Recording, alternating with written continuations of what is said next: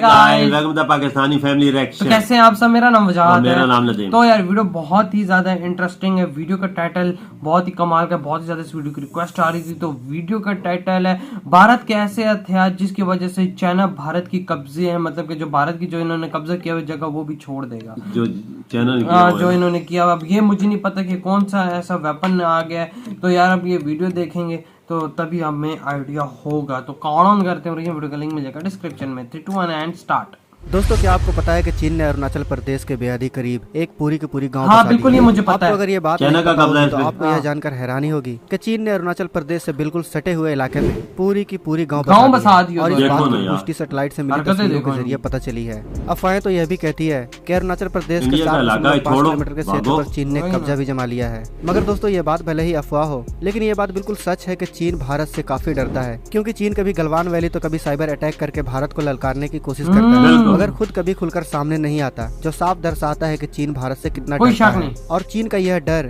ऐसे ही नहीं है दोस्तों। चीन जानता है कि भारत के पास पिनाका, T-90 भीष्म, INS चक्रा और नाग जैसे डिफेंस सिस्टम मौजूद हैं, जो चीन को सबक सिखाने के लिए काफी हैं। तो आज के इस वीडियो में हम भारत के वह डिफेंस सिस्टम, वह ताकत दिखाने वाले हैं जिससे चीन न सिर्फ घबराता है बल्कि इतना डरता है कि वह भारत पर किसी भी हाल में सीधे हमले से डरता है। चीन भले ही दुनिया की बेहद ताकतवर देशों में शामिल हो, लेकिन चीन को पता है कि भारत पर हमला करने से दुनिया के कई देश भारत के सपोर्ट में आ जाएंगे। और खुद भारत भी इतना शक्तिशाली है, भारत की सैन्य क्षमता इतनी मजबूत है कि वह खुद चीन से टकरा सकती है और काफी ज्यादा नुकसान पहुंचा सकती है। तो आइए दिखाते हैं भारत की वह डिफेंस सिस्टम से जो भारत की शान है।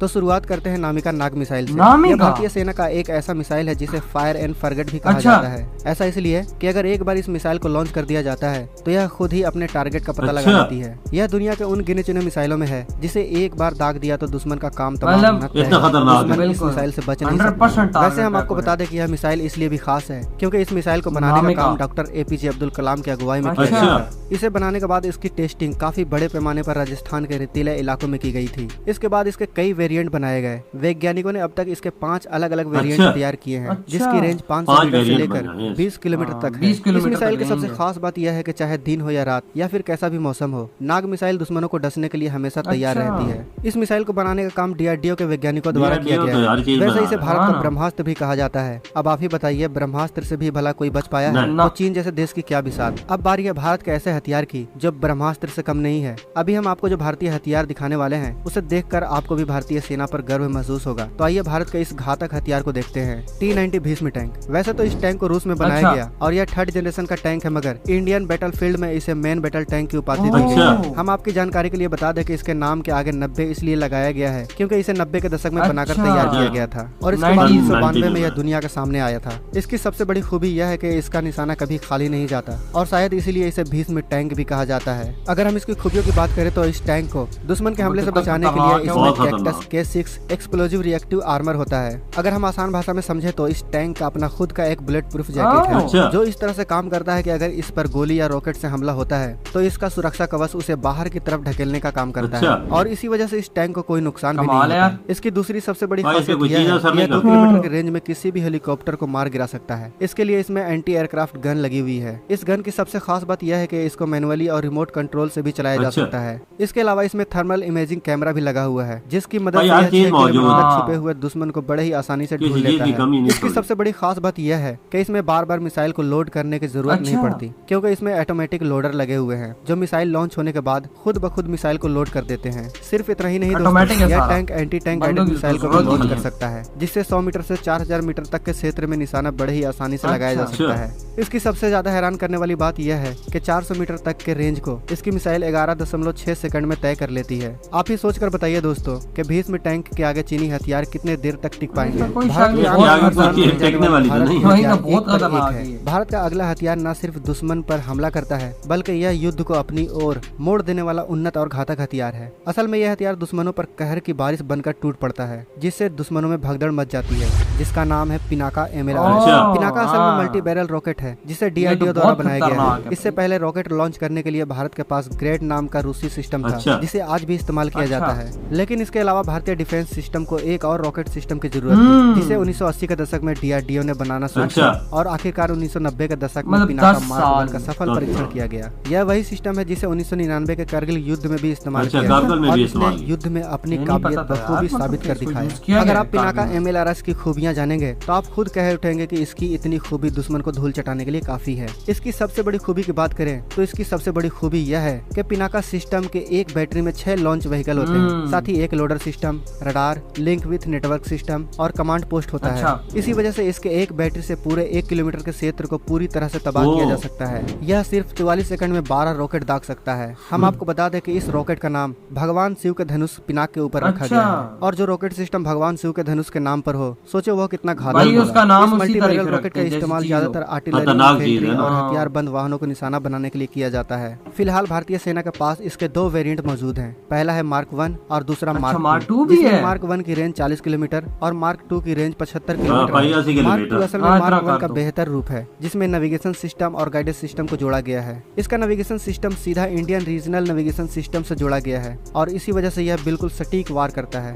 देखा जाए तो यह सिस्टम अमेरिका के रॉकेट सिस्टम M270 से भी कहीं ज्यादा सस्ता और कहीं ज्यादा घातक है। अब हम भारत के एक और जबरदस्त और घातक हथियार के बारे में जान लेते हैं, मगर इसे जानने से पहले हम आपको बता दें कि चीन पूरी दुनिया में धूम माफिया के नाम से पहचान है। चीन का बस चले तो पूरे साउथ चाइना सी पर कब्जा जमा ले। इसके अलावा चीन अब हिंद महासागर में भी अपना पैर पसारने लगा है और भारत इस बात को अच्छी तरह से जानता है। तभी तो भारत ने अपनी नौसेना में अब INS चक्र को शामिल किया है। INS चक्र भारतीय नौसेना में शामिल एक ऐसी सबमरीन है जो न्यूक्लियर अटैक करने में सक्षम है। फिलहाल इसे 10 साल के लिए रूस से लीज पर लिया गया है और लीज पर लेने के बाद इसे 4 अप्रैल 2012 को भारतीय नौसेना के हवाले कर दिया गया। इसकी सबसे बड़ी खूबी यह है कि यह पलक झपकते दुश्मन के पनडुब्बियों और जहाजों पर लगातार हमला कर सकता है। सबसे हैरानी की बात यह है कि यह सबमरीन 40 से 45 दिनों तक समुद्र के नीचे रह सकती है, जबकि कोई डीजल सबमरीन 8 से 10 दिनों में पानी के ऊपर आ जाती है और उसे आना ही पड़ता है। इस न्यूक्लियर सबमरीन में 533 mm के 4 टर्पीडो और 650 mm के 4 टर्पीडो लगे हुए हैं और इन सब संसाधनों के बाद इसका वजन 8000 टन तक पहुंच जाता है। लेकिन इतने वजन के बाद भी इसकी स्पीड 35 नॉट की होती है। हम आपको बता दें कि आम सबमरीन के मुकाबले इसकी कैपेसिटी कहीं ज्यादा है, बड़ी आसानी से 100 लोग आ सकते हैं। INS चक्र को शामिल करने के बाद भारत भी अब परमाणु क्षमता युक्त पनडुब्बी से संपन्न देशों की सूची में आ चुका है।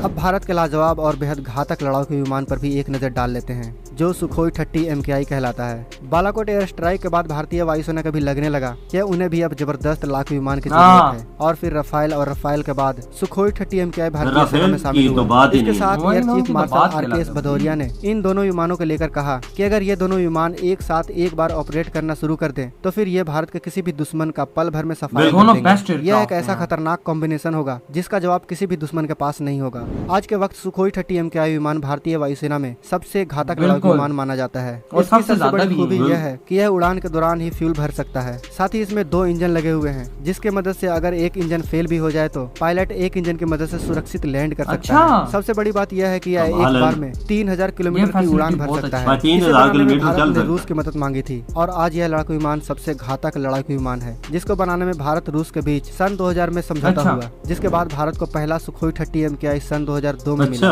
आज के समय भारत के पास 200 से भी ज्यादा सुखोई 30 MKI विमान है। आज के समय इस विमान को अमेरिका के F-60 से भी बेहतर माना जाता है। सुखोई में सैटेलाइट नेविगेशन सिस्टम लगा हुआ है, जिसके बदौलत यह दिन हो या रात, चाहे कैसा भी मौसम हो, यह बखूबी काम कर सकता है। इसके साथ साथ इसमें ऑटोमेटिक फ्लाइट कंट्रोल सिस्टम भी लगा हुआ है, जिसके बदौलत यह अपने टारगेट को डिस्ट्रॉय करके वापस एयरबेस पर लैंड भी कर सकता है। अभी इसके अपग्रेडेशन पर भी काम चल रहा है, जिसके बाद इसे सुपर सुखोई 30 MKI के नाम से जाना जाएगा। तो दोस्तों, यह थे भारत के शान और गौरव। आपको यह वीडियो देखकर समझ में आ गया होगा कि इतने हथियार चीन को सबक सिखाने के लिए काफी है। अगर आपको भी इन हथियारों पर गर्व हुआ है तो इस वीडियो को लाइक। इधर हो, ये वीडियो खत्म, आप भी वीडियो को लाइक। वीडियो मैंने देखी, सब कुछ देखा है। चीन इसके आगे कुछ भी बिल्कुल जाहिर सी बात है। ये बात नहीं, चाइना के पास भी वेपन नहीं है, उसके पास वेपन है, लेकिन उनके पास इंडिया का बहुत खतरनाक। मतलब एक तो इनके पास इनकी मिकदार ज्यादा है और चीज इनके पास बहुत ज्यादा जबरदस्त है और मतलब अच्छी चीज है। चाइना के माल का कोई भरोसा नहीं, कब चलते चलते बंद हो जाए। आपको पता है उनकी चीजें जो अगर मिसाइल भी हो या कोई ऐसी चीजें कभी चलता है तो कभी नहीं चलता हो जाता है। बिल्कुल। और इंडिया के पास जो ये वेपन, इसमें कोई शक नहीं है, ऐसे डेडलीस्ट वेपन है कि मतलब कि मिनटों में अगले एक दुश्मन का खात्मा कर सफाया। बिल्कुल, इसमें कोई शक नहीं। अगर जंग भी लगती है तो मैं कहता हूँ कि अगर ये लोग अपने मल्टी रॉकेट लॉन्चर, जो बैरल रॉकेट लॉन्चर जो बहुत ज्यादा तेजी से छोड़ते हैं, वो भी कर दे तो मैं कहता हूँ कि मिनटों में गेम चेंजर है। रेंज भी काफी है। 40 किलोमीटर है, 80 किलोमीटर है, मतलब कि एक बैटल बैटल फील्ड में बहुत जबरदस्त चीज है। एक बात मैंने देखी है कि DRDO जो चीजें बनाता है उसमें कोई ऐसी चीज कॉम्प्रोमाइज नहीं करता। वो सेना के तभी हवाले की चीज देते हैं कि उन्हें हर चीज का बिल्कुल वो तजर्बा होता है कि ये चीज 100% ओके है, तभी देता है। वैसे तभी तो DRDO थोड़ा लेट हो जाता है, लेकिन ये एक ऐसी चीज देता है ना आर्मी को कि आर्मी भी फिर कहती है कोई चीज है। और बकाया टैंक मैंग ये वो मतलब इतने खतरनाक टैंक कहते हैं भाई ना, ऑटोमेटिक सारा। हाँ, बंदे की तो जरूरत ही नहीं है उसमें भाई। और बकाया जो इनके जहाज है वो भी ऐसे ऐसे घातक हैं। और सबमरीन इंडिया 6 उन देशों में आता है जिसके पास सबमरीन है न्यूक्लियर वाले, और कोई इस दुनिया में देश ही नहीं है 6 के अलावा जिसके पास न्यूक्लियर सबमरीन हो।